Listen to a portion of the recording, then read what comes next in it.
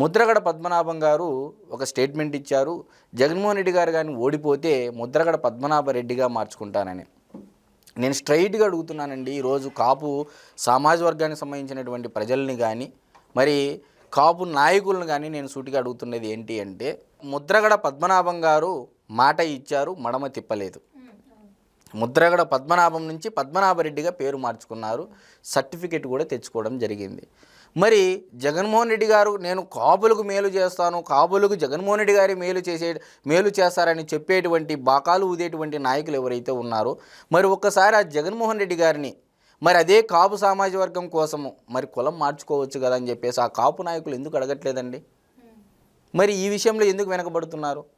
So నేను ప్రధానంగా చెప్పదలుచుకున్నటువంటి అంశం ఏంటంటే, జగన్మోహన్ రెడ్డి గారు సొంత కుటుంబ సభ్యులైనటువంటి షర్మిల గారి పరిస్థితి ఏంటి, తల్లి విజయమ్మ గారి పరిస్థితి ఏంటి అనేది రాష్ట్ర ప్రజలందరికీ తెలుసు.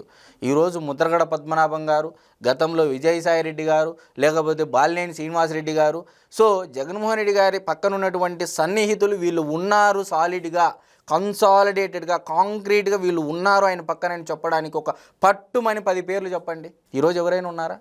మిత్రుడు ప్రశాంత్ కిషోర్ 2019 ఎన్నికల్లో పనిచేయడం జరిగింది, ఆయనను కూడా దూరం పెట్టడం జరిగింది.